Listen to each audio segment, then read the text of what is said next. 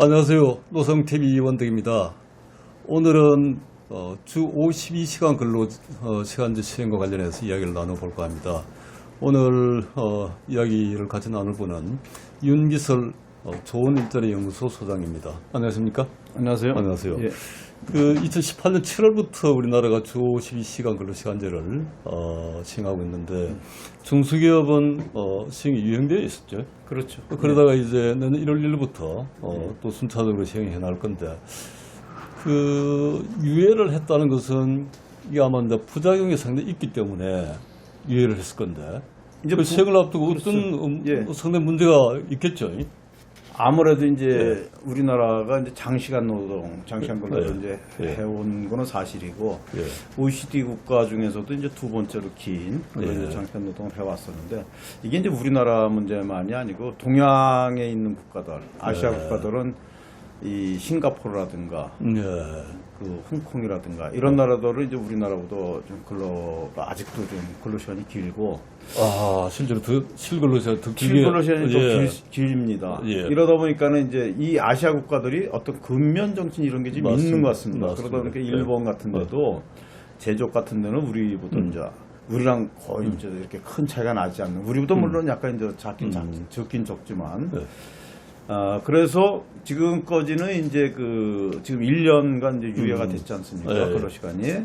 근데 이제 내년, 그러니까 지금 한 50일 정도 남았는데, 당장 이게 이제 시행을 해야 되는데, 지금까지는 코로나19 때문에 일감이 많이 줄어들다 보니까, 이게 이제 주 52시간제, 근로시간 단축에 대한 게 사회적으로 그렇게 크게 부각이 안 됐는데, 이제 이 중소기업이 곧 이게 이제 적용을 이제 해야 되다 보니까 이게 상당히 지금 긴장을 하고 있다. 그러니까 아시아권이 이제 건면하다는 건 좋은 건 장점인데, 그러나 결국은 근로시간제가 기업에게도 득이 되고 근로자에게도 득이 되는 그런 제도여야 하는데 그러다 보니까 내년 1월 1일부터 50인 이상 299인 기업으로 본다면 2만 7천 개 기업 근로자로 본다면 280만 명이 이제 시행되고 돼 있고 그리고 이제 하반기 가다면 5인 이상 49인 이하 기업으로 본다면 40만 개의 기업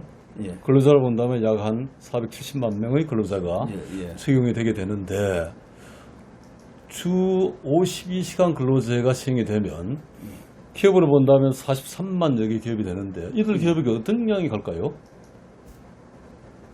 그거는 이제 내년도 얘기죠. 내년 시행이 된다라고 하는 것 같으면 그 이제 50인 미만이고 아니 43만 개는 이제 아니 50인 미만. 3만 개 기업이 50인에서 299인이고 그거는 이제 내년 1월 1일부터 합해가지고 내년 하반기까지 합하면 내년 중에 43만 여개 기업을 대상으로 시행이 되는데 이들 기업에게 미치는 파장이 어떠리라 생각을 합니까? 이제 기업 입장, 근로자 입장 이렇게 이제 나눠서 볼 때 우선 기업 입장부터. 기업 입장으로 볼 때는 일단은 이 근로시간이 지금 뭐 주당 68시간까지 가능했던 게 52시간으로 줄어들게 되면은 주당 16시간이 줄어드는 거 아닙니까? 그렇죠. 이러면은 이 기업들이 기업을 운영하는데 상당한 타격을 받게 되겠죠. 그렇다면은 옛날에 현대자동차가 주 52시간을 도입했을 때 그러니까 한 3년 전인가요? 주간 연속 2교대제 이렇게 바꿀 때 보면은 그러니까 이제 지불 능력이 있는 그런 기업들은 설비 교체를 통해서 이게 이제 주 52시간제 가능한데 이제 지불 능력이 없거나 기업들의 어떤 경영 어려움을 겪는 이런 중소기업 같은 경우는 일단 그런 설비 교체할 여력은 없고 그렇다고 인력을 또 충원할 여력도 없습니다. 그럼 상당히 이제 생산성이 떨어질 수밖에 없을 거예요. 생산량 자체가. 그러면은 기업으로 봐서는 엄청나게 타격을 받고 또 이 근로자 입장으로 봐서도 일단 임금이 상당히 줄어들게 됩니다. 지금까지는 이제 연장근로 이런 걸 통해서 임금 보존을 해왔었는데 그 중소기업 중앙회 같은데 이제 통계를 보면은 주 52시간제가 되면은 중소기업 같은데 1인당 뭐 월 한 33만 원 평균 이 정도는 감소가 될 거다 이런 그 분석이 있습니다. 만약에 이제 중소기업이 만약에 그런 생산에 차질이 있다고 하는 것 같으면 우리나라 기업은 사실은 하청 계열 관계가 많잖아요. 그렇습니다. 중소기업은 되게 부품을 생산해서 완성품 대기업에게 보내게 되는데 예, 예. 대기업에게도 영향이 간접적으로 있겠네요. 아, 당연히 네. 있죠. 그러니까 이제 이 중소기업 같은데 주 52시간제를 적용을 하게 되면은 네. 이제 납품 같은 게 이제 납기를 뭐 이렇게 지키지 못한다든가 여러 가지 문제가 발생하겠죠. 그리고 이제 이제 계절적인 요인이라든가 지금까지 뭐 그런 게 있더라도 주 68시간 안에서 이 소화를 해왔기 때문에 큰 문제는 없었는데 앞으로 이게 이제 주 52시간제로 제한이 되면은 생산력이 큰 타격을 받을 수밖에 없을 겁니다. 그러면 추세적으로 우리가 본다면 근로시간 단축해서 일하는 삶의 질을 향상시켜야 되는 것은 그런 이제 옳은 일이잖아요. 그렇습니다. 그러나 이제 단기적으로 봐서 지나치게 기업에게 생산 차질을 가져오고 우리 이제 산업과 경제 전체의 어떤 성장에 문제가 생기고 그렇습니다. 또 굉장히 많은 숫자의 근로자에게 실질 소득의 감축으로 나타난다면 이거는 이제 충격이 너무 크다 볼 수 있겠습니다. 국가 경제적으로 봐서도 상당히 이게 손해가 될 수밖에 지금 없겠죠. 특히 이제 코로나 이후에 우리가 내수가 부족해서 내수 부족은 소득과 관련되는데 그렇다면 어떤 보완책을 우리가 마련하는 게 바람직하겠습니까? 지금 저 선진국들 다 시행하고 있는 탄력적 근로시간제 뭐 6개월 내지 1년도를 다 하지 않습니까? 근데 우리나라만 이게 지금 이제 3개월로 이렇게 제약이 되어 있는데 일단은 탄력적 근로시간제를 기간을 지금 넓혀주는데 지금 국회에 이 여당에서도 이제 거기 국회 제출을 해놨는 개선안에 대해서 제출을 해놨는데 6개월까지. 근데 지금 그게 이제 뭐 노동계 눈치를 봐서 그런지 이 정부 여당이 적극적으로 지금 이렇게 이 액션을 취하지 않고 있습니다. 그래서 이제 이 탄력적 근로시간제를 일단 넓혀야 되고 기간을 단위를 일단 1차적으로 해야 되고 또 하나 작년 연말에 이제 이 법 개정을 노동부가 했는데 뭐 주 52시간 근로시간 단축을 하다 보니까는 현장에서 너무 큰 타격을 받는다는 거를 이제 정부도 알고 있지 않습니까?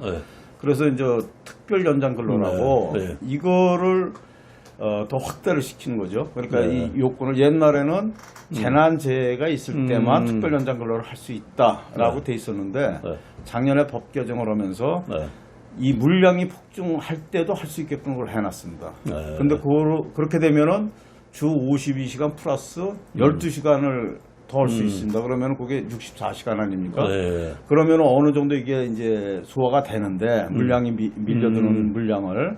근데 이게 이제 연간 3개월까지만 가능하고 또 이게 신고만 한다고 되는 게 아니고 허가를 맡아야 됩니다. 그러니까 이제 기업들이 이렇게 상당히 제약을 받기 때문에 특별 연장 근로에 대한 어떤 그 요건을 좀 완화시켜갖고 기업들이 물량이 많이 쏟아질 때 이거를 할 수 있게끔 하고 뭐 이제 기간을 좀 이렇게 더 넓혀준다든가 이러면은 상당 부분 이렇게 이제 이 소화가 될 수 있겠죠. 하나는 그러니까 주 52시간제 최대한의 근로시간제를 지키면서 근로시간의 운영을 효율적으로 탄력적으로 하는 탄력 근로시간제를 확대하자는 거고요.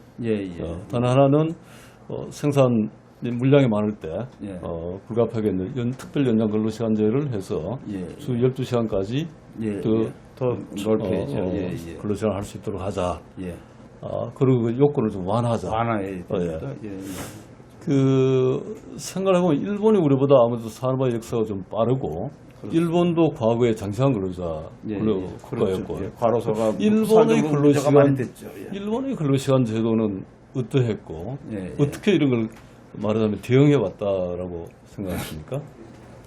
일본이 이제 상당히 장시간 근로로다가 이제 사회적으로도 문제가 많이 됐고 또 이 국제적으로도 상당히 문제가 됐었습니다. 그게 언제였었냐면은 1985년 프라자 합의 때 그 일본의 무역 수지 흑자가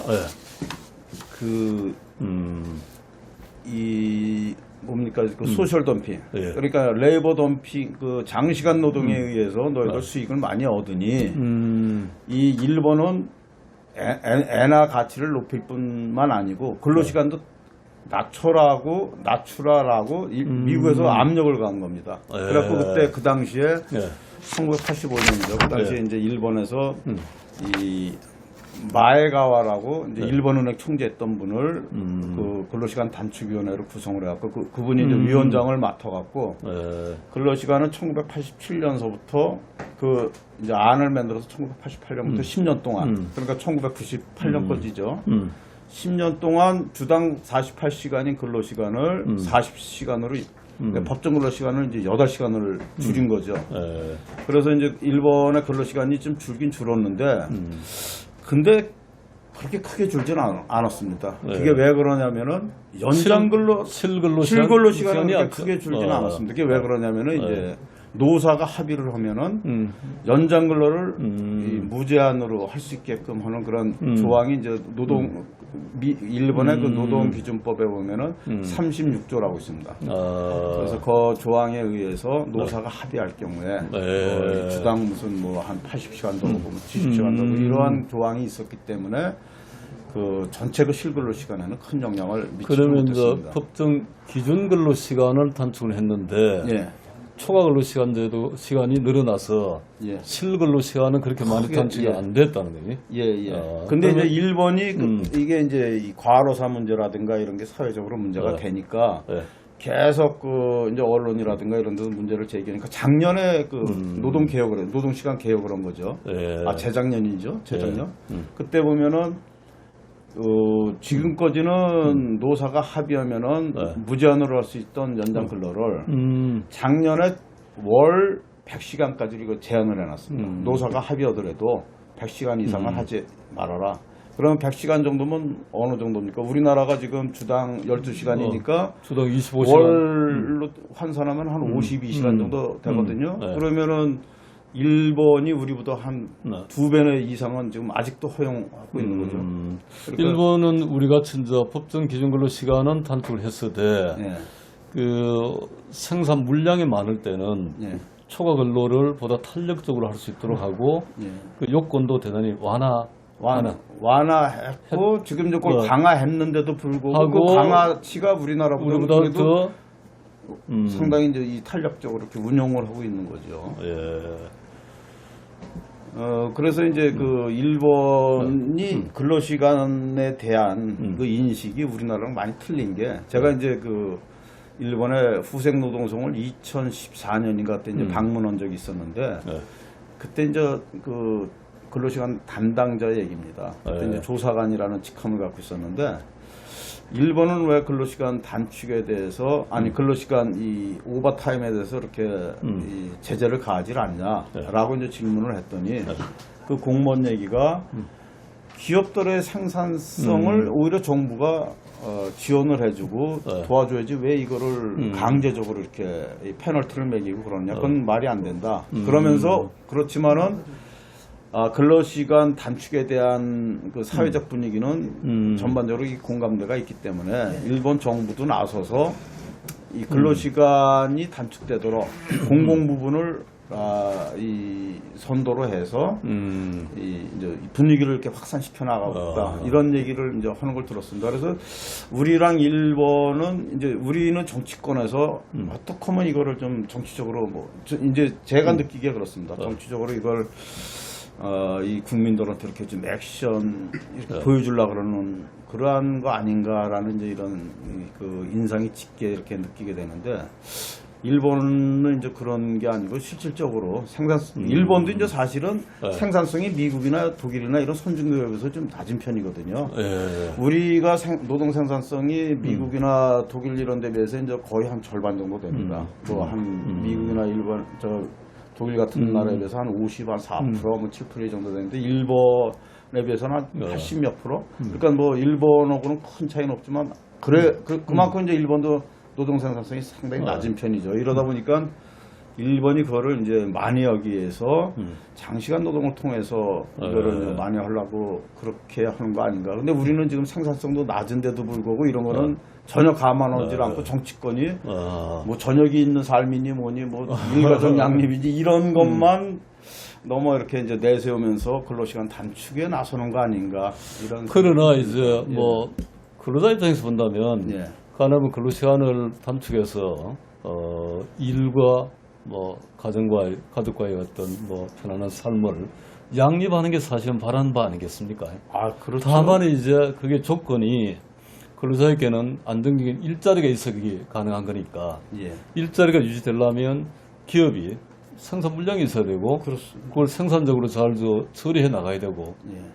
근데 만약에 근데 그런 조건들이 만약에 사라진다고 한다면 일자리 자체가 위협을 받게 되니까 그래서 저는 이제 기본적으로 근로시간은 지나치게 장시간 근로에서는 예를 들어 뭐 산재도 많이 발생하고 있고 또 뭐 그 가족과의 어떤 그 안정된 삶도 어렵게 되기 때문에 단축되어 가는 것이 바람직하다라고는 생각하지만 그거는 방향이고 그러나 현실에서는 현실적인 여러 가지 여건, 예를 들어 아까 처음 말씀하신 기업의 생산 차질 문제, 그다음에 근로자의 어떤 실질 소득의 감축 문제 이런 걸 같이 고려해야 될 것 같아요. 그렇죠. 예.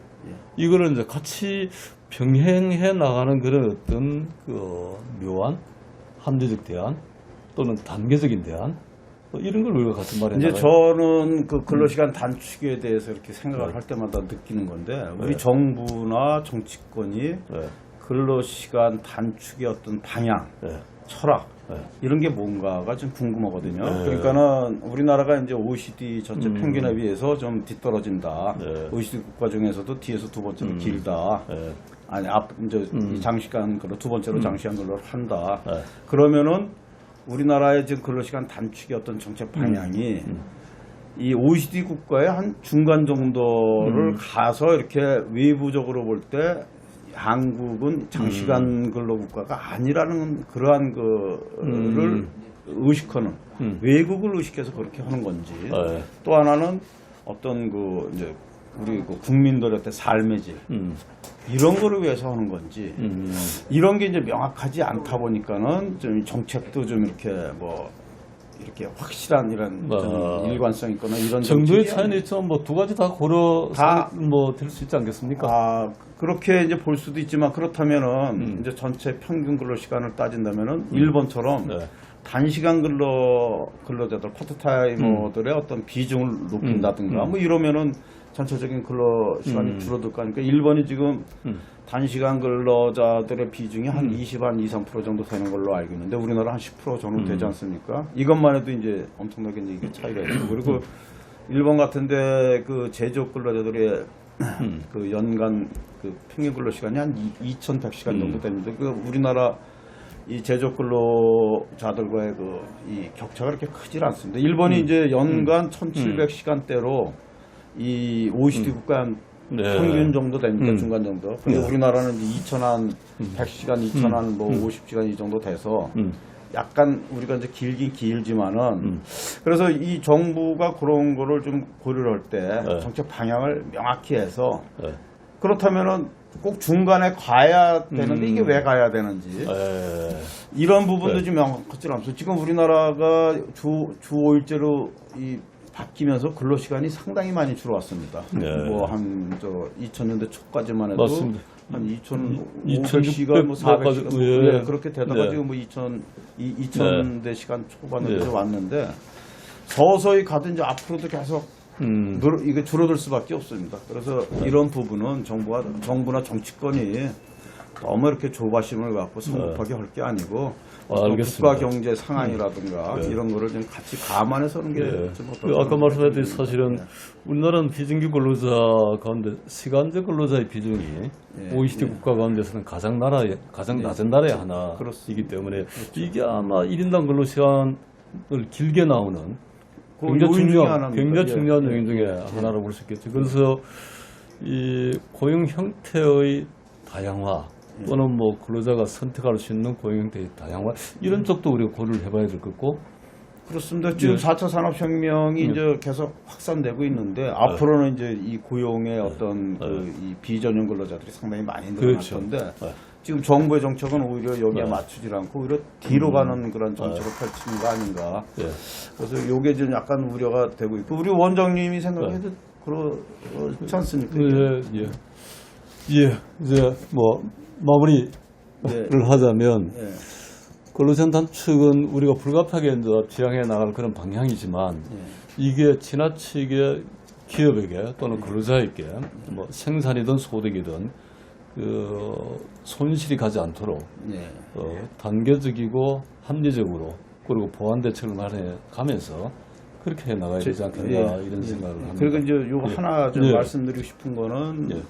우리나라의 이제 그 고용 유연성, 예. 노동시장 유연성이 상당히 경직돼 있지 않습니까? 예. 뭐 파견근로라든가 기간제근로라든가. 근데 지금까지는 그러한 그 경직된 노동시장을 그나마 이제 이 장시간 노동을 통해서 이렇게 이제 어느 정도 탄력적으로 커버해온 그런 측면이 있지 않습니까? 그러니까 그 물량이 많아지면은 인력을 추가로 채용하는 것보다는 네. 근로시간을 늘려서 이거를 이제 소화를 하고 또 물량이 줄어들 때는 인력을 해고하는 것보다는 근로시간을 줄여서 이거를 대응하는 이제 어떤 이 기업의 어떤 변화에 대한 이제 이 탄력적인 어떤 버퍼 역할을 해왔다. 네. 상당히 그 아주 네. 우리 기업들로 봐서는 그 이제 경직된 노동시장 하에서는 상당히 괜찮았던 그러한 그 이제 정책이나 마찬가지죠. 예, 그러는데 이거를 갖다가 이제 주 52시간으로 이렇게 이제 이 경직되기 또 다시 이것까지도 근로시간까지도 이렇게 이제 주당 16시간을 줄인다는 거는 기업 입장에서 볼 때는 이제 혁명적인 조치나 마찬가지인데 이런 거는 좀 탄력적으로 이렇게 운영할 필요가 있다 이렇게 이제 생각이. 아마 이제 노동법학자들은 애초에 이제 그 법 해석이 맞지 않았다라고 이렇게 해석할지도 모르죠. 아마 되게 그렇게 생각하고 예, 그래서 뭐 방향은 저는 뭐 같으리라는 생각이 들고 또 하나 사실 근로시간 제도 운영 제도를 훨씬 더 지금보다는 탄력적으로 해나가야 되는 게 그렇죠. 근로자의 고용을 안정시키려면 다른 거에 유연성이 있어야 되거든요. 그렇죠. 그중에 이제 중요한 게 사실은 이제 근로시간 제도이죠. 탄력적 근로시간제라든지 뭐 이런 근로시간 제도를 탄력화하고 다른 하나는 이제 임금 탄력성을 높이는 그렇죠. 이런 게 이제 상대적으로 근로자의 고용을 안정시키는 이런 그 부분이 이제 근로시간 단축에 다 포함되어 있는 거 아닙니까? 임금 부분도 그렇고 이제 어떤 기업들의 인력 운영 부분도 그렇고. 그래서 다음번에는 이제 임금 유연성 문제를 가지고 한번 이야기를 나눴으면 좋겠습니다. 그러시죠. 오늘 마치겠습니다. 수고했습니다. 감사합니다. 고맙습니다.